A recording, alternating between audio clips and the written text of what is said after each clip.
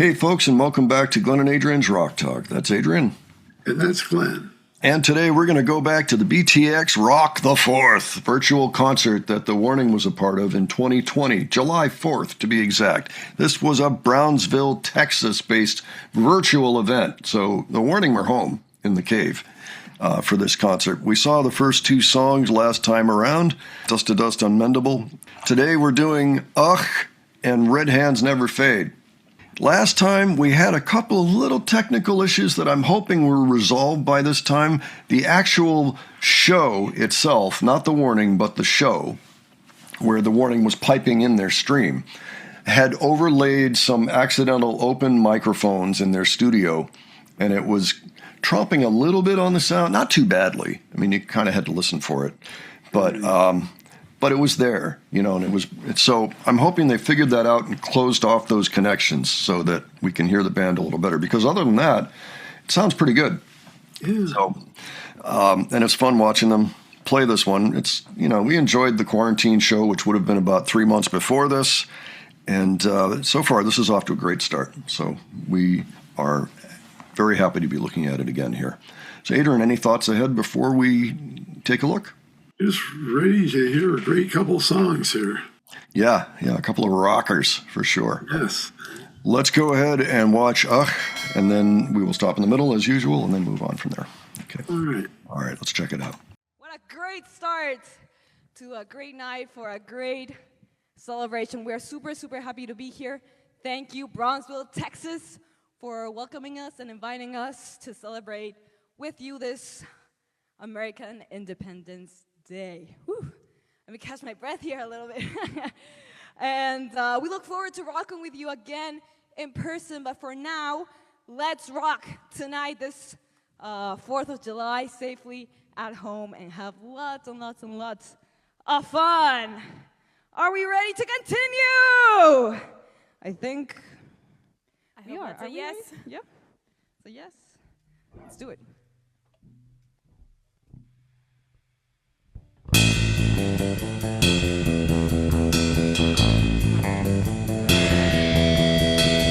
There's so much more to this than let's suppress the feelings, fight them back. Oh, oh,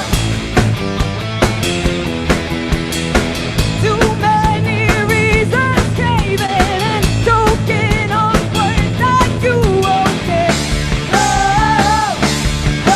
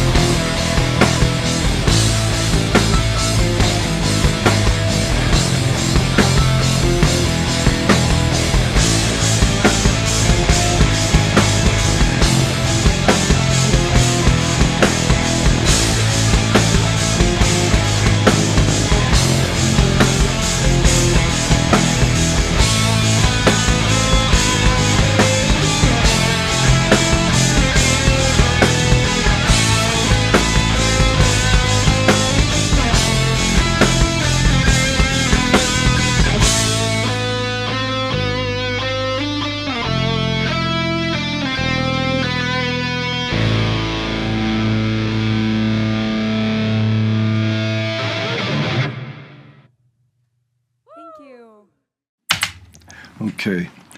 I have some observations there, Adrian, but what did you think? It was awesome. They consistently give it their all. Yeah, they do. They're always pumping out really amazing performances every time, which is an awesome thing. Even in the cave, Ali prowls, Danny jumps and bounces, and Pau gives the drums a brutal thrashing. Yeah, pretty much. Yeah, that's right. There's things that I noticed about all three of them that I just want to note, little things, like Danny. She's been playing that white Rick Tune guitar now 3 songs straight. It's very possible we'll see her with just that guitar on throughout this entire concert, so that's something to look for. Ali, too, has not changed her bass out at all, and maybe she won't. Maybe there's like one song. Who knows? So that's something to watch for as we go along watching this. I noticed with Pau, there are sections where she is using her ride cymbal, and then she hits the bell of the cymbal on the same spots in each measure. It's like ding, ding, ding, ding, ding, ding, ding, ding, ding. So she's doing the cymbal the whole time like that, but then you hear like ding, ding, ding, like when she goes over to the bell. So the bell, it really only gives you about this much room to hit the bell and get the sound that you want. Like maybe about 1.5 inches square or something like. There's not a lot of leeway. So you got to hit it right. So she's doing a lot of stuff anyway, including some backing stuff. And she's doing that too. So just another thing to note that Pau's doing is she's being very exact about where she's hitting that cymbal and hitting it. Just another little detail. It's not like you just get up there and you play the drums, you're going to hit them anywhere. No, you got to hit them in a very specific spot. And I think she does that too with her snare on occasion, depending on what the song is and what it needs and what part they're in and all that. You can get different moods out of a snare drum, depending on where you hit it on the head. Yeah, well, pretty much any drum, depending on where you hit near the edge, it's going to sound different than if you hit in the middle. That's right. And also with what amount of force you hit also will have a difference, and so you can tell that here. So it's not like she's just slamming things out, being Animal Pau all the time. There's actually a method to the whole thing. We know that, as fans, everybody who is a big fan knows this already. She's using the palette, Yeah. I just find it impressive, all the little things she does that require some pretty intricate detail, and she can pull it off, no problem, no worries. In her sleep, Yeah, and Danny's working up the virtual crowd as well. Yep. I know you're out there. I will assume you said yes. You do want to rock. Yes. Okay. Let's go. All right. With that, let's move on to Red Hands. See how that goes. All right. Okay. Let me just tune right back up. She's back off her mic a little bit. We're super happy to be playing with you guys here. It's been so long. It's been really long since we played. It feels so it's good. Really cool. It feels really good to be playing again, especially for this event. And especially sharing it with you guys because, thank you so much, Bronzeville. You support us so much. We're really delighted to be part of this. And thank you for thinking of us. So let's keep rocking. Okay, wait. Not yet. Okay, now we can. Tell me what I must do to a soul, or what I do to your soul. Tell me to step over fire, what is your desire? 'Cause it is mine. Wait. One more time. Slight technical issue. I don't know why this didn't. Sorry about We that, could guys. double song now. Almost. False start. Show without. There we go. It's authentic. That's how you know it's authentic. Tell me what I must do to a soul, or what I did to your soul. Tell me to step over fire, what is your desire? 'Cause it is done. One word and it'll be done. That game you already won. Invisible, I am bleeding, I'm pleading, listen to me. I know that it was just a mistake, but you don't forget, that you don't forget, yeah, you don't forget. To tell you that it's alright.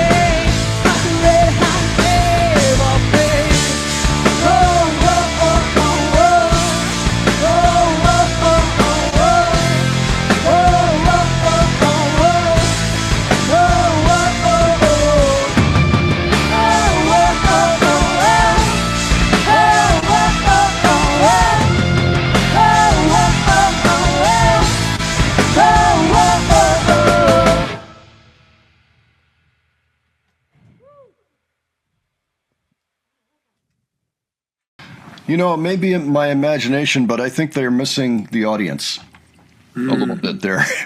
Because that was phenomenal. And normally they would be met with a roar of approval from that particular performance, from all those performances of this song. But there, you know, you got the mirror, you got a camera. It's, glad we're out of that. Still being a show person towards the virtual audience. Oh, yeah. Oh, they're professionals. You know, they know what they're doing. And they can see the show they're putting on. That's good. But yeah. I mean, I'm just thinking about what it must have been like as a performer. You know, like, like, I'm glad you guys like it. But you feed on the energy that you get back from the audience.